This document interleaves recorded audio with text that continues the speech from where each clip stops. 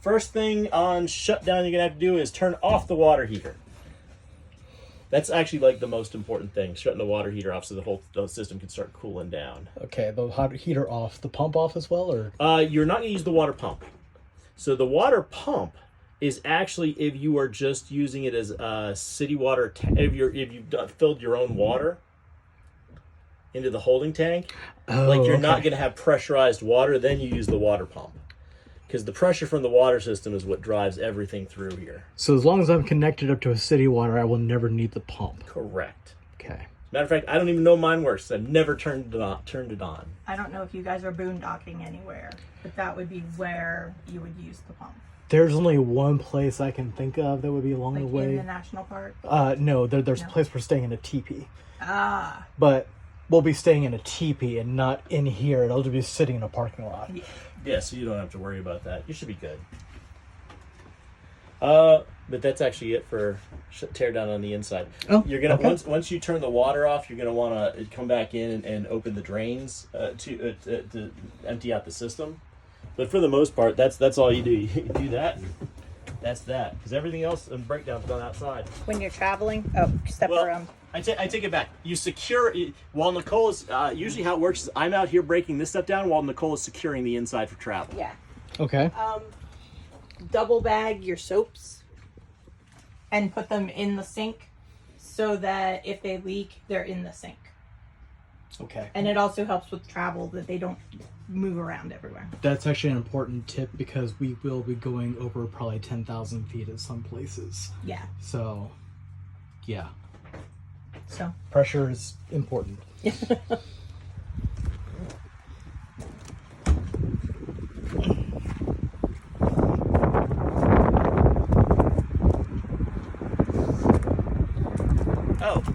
The other thing your trailer is going to have, which we didn't talk about, is the door assembly is a little different because and they're all like this. It's 2-in-1, so you can take that off. That goes down, and then that becomes your screen door, so you can get some fresh air coming through. When you're not using it, just think it was part of the regular door, with a lock and opening mechanism. I was about to ask, why are there 2 keyhole locks on there? So that's pretty standard. The bolt coming in. So one's the deadbolt.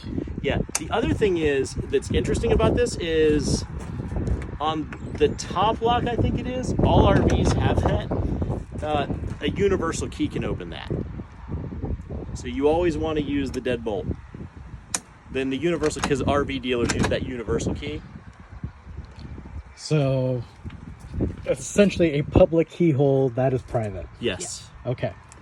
They don't necessarily advertise that. I got that from talking to them and realizing, really? That's not very secure. So breakdown. Breakdown. So the gas is off. Now, once the gas is off, the water heat is off in there. Close the gas. Yep. Unless you're going to be running your fridge on gas to travel. That is a good point. Then you will leave your gas tank open. Sorry, you got me on that. We never do it. Yeah. So at that point, that should have shut down your hot water heater. And again, I'll give you the quick tour of the hot water heater because these are pretty much all the same universally. There's a pilot light under here that should be going. And when you're down here, you'll hear it. If you don't think it's lit yet and you're waiting for it to kick on, I would not recommend sticking your face right here. Because I walked around the corners, it was coming on one time, and it flamed out. It was like, and I came and stuck my hand right here, and it was hot over here. And I'm like, oh God. But on a brand new unit, there's really not much to worry about in here. All right. So hot water's gas is off. Water's disconnected. I usually leave the power on till last because Nicole's securing the inside. So yeah, so water's off. Now we can disconnect the water hose and repackage it up. Over yonder, we can come in. Again, get your gloves. No, you didn't drain them. Oh yeah, drain the Drain the black tank. Black tank first. Drain your black tank first. Then flush the black tank. Flush the hose out from all the black water, they call it, with the gray water. So all the water from the sink and the shower will flush out your nasty hose. Then, once you've seen it all go down into the thing and it's not draining, you can disconnect. And usually I disconnect and I kind of do this. Makes total sense. So you flush everything down the sewer hole. Then you can disconnect this. That. You'll want to take your sewer line, put it on a weight.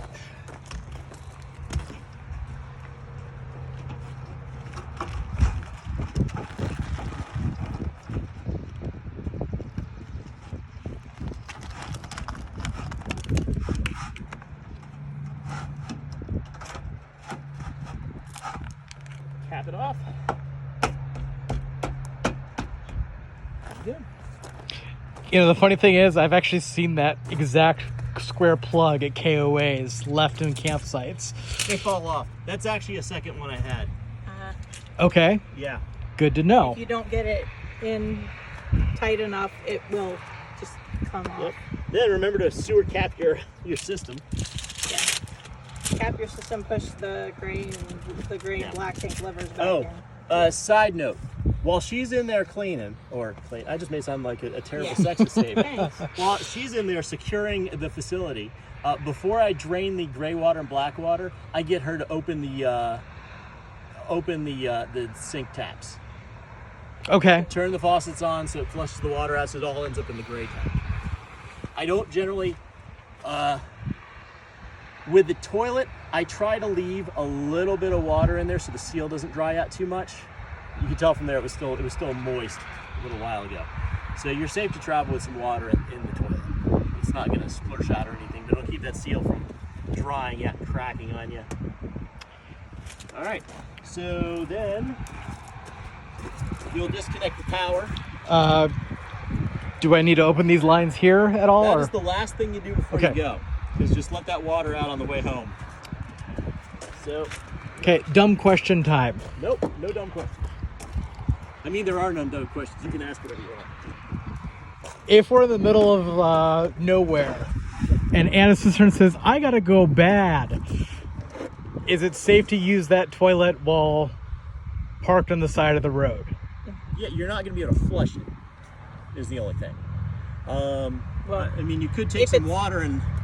If it's liquid, then it'll go down into the black water tank. If it's number 2, it's going to stay in your toilet while you travel. Okay. So again, if you had some water to flush Yeah, that's swirl why that down with. when you get to see the rest stop signs, you want to ask anybody, do you need to go? Absolutely. Yeah. And Rest because stops you have can pull fantastic. those, pull Rest in. stops have fantastic truck parking. Yeah, I've learned that. Go to the truck section and you're golden. yeah.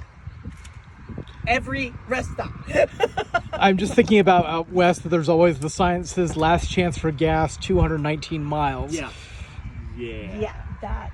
So that's why I'm asking the question if there's an emergency situation, whether that's available. And what you're telling me is, for one, it is.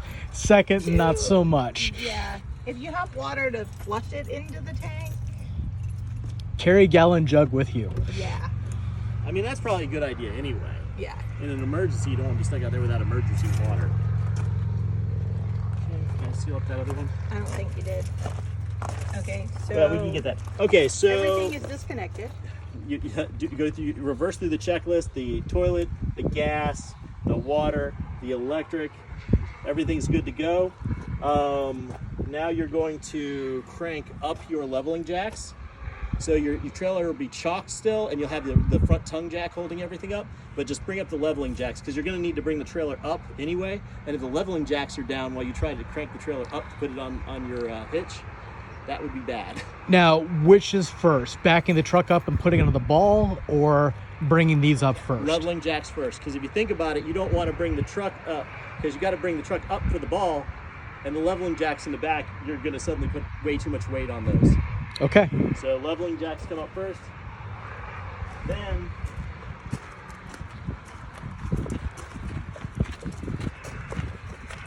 you crank this sucker up. Back the truck underneath. Once, I'm sorry.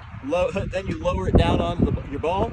Once it's on the ball, again, forward, latch it in. Yeah, don't forget the pin. Put the pin in that you'll have there. Count to 3 and throw it. Yep, exactly. Hook up your emergency chains, clink, clink. Emergency chains with the emergency brake line run through them. So if ever you find you're not moving, or it sounds like the brakes are caught, make sure this has not gotten caught or tangled in something. So that's actually yanking on the brake line then. Yeah. This throws the emergency brake. Gotcha. Yeah. Then once that's done, walk around again, make sure everything's good. Get your wheel chocks and roll out.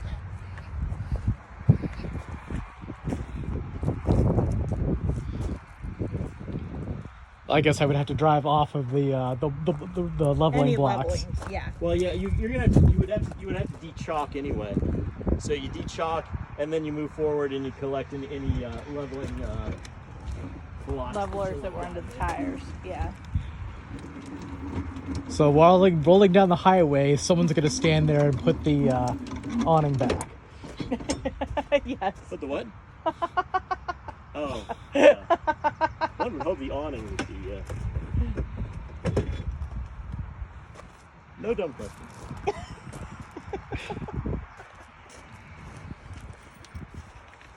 All right. Feel good? Yeah, actually, I do. I feel better. It'd still be nerve-wracking the first time. Number one, the first time you're towing it and the first time you're setting it up. Those things will just throw you for a loop. And then it'll be like, okay, easy. I can't remember if I recorded it or not, but you stated before that these leveling things, they're not actually keeping the weight of the vehicle or doing anything with actually leveling. It's just simply there to brace. They're stabilizer jacks is all they are. They keep it so when you're inside, the floor is not going roll, bouncing around on the tires. Practically no weight on them at all. Yeah. I mean, again, here, come here. And here,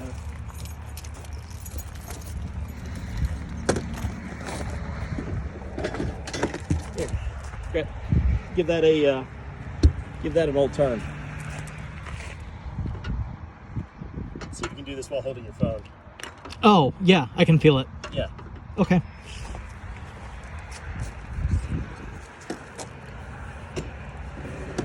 Yeah, just until they're resting on those. And Makes sense. don't forget to close the window inside. No, we'll do a walk around before we wander away. Yeah. That's what I found. It's like Boy Scouts. Always double check everything before you drive with it, and you'll be fine. Yours probably have magnetic instead of these, with it being a newer. So. Yeah, I always wondered what those clips were for. Yeah. Now I know. Knowing's half the battle. It took me a day to figure Here, it I'll out. check the outer bin. You go close it. Okay. So I can make sure I remember how the window works.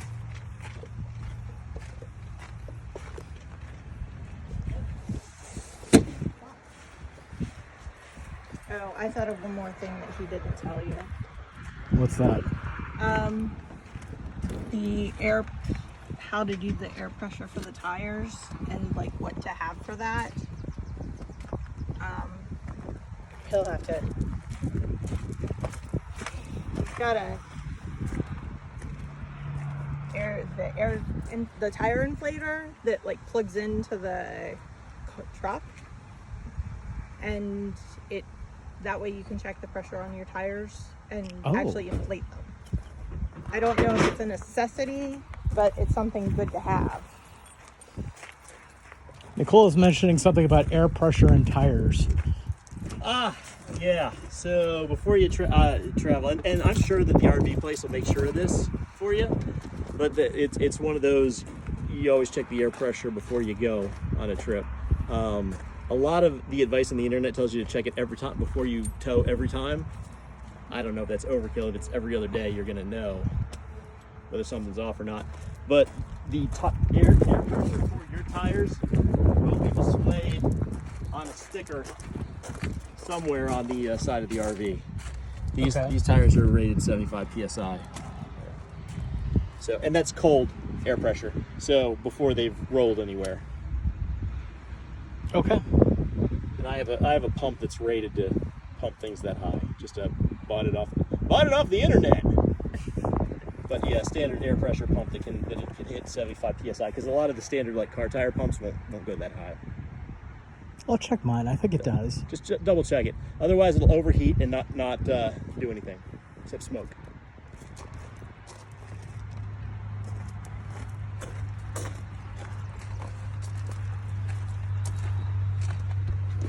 Okay, ready to roll.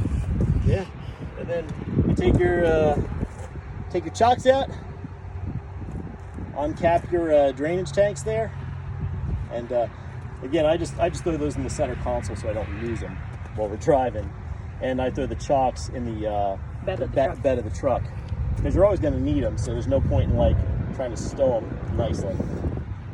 So once you've made your first stop somewhere, it's probably okay to put them back on. Yeah.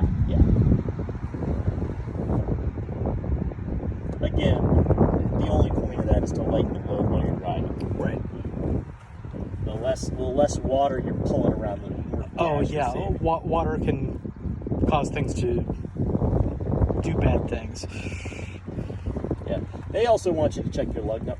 Yeah, right there. Check your lug nuts on your first trip. It won't be the first trip, but they want to make sure that those don't get loose. So I don't necessarily go ahead and tighten, but I do check them to make sure nothing looks off.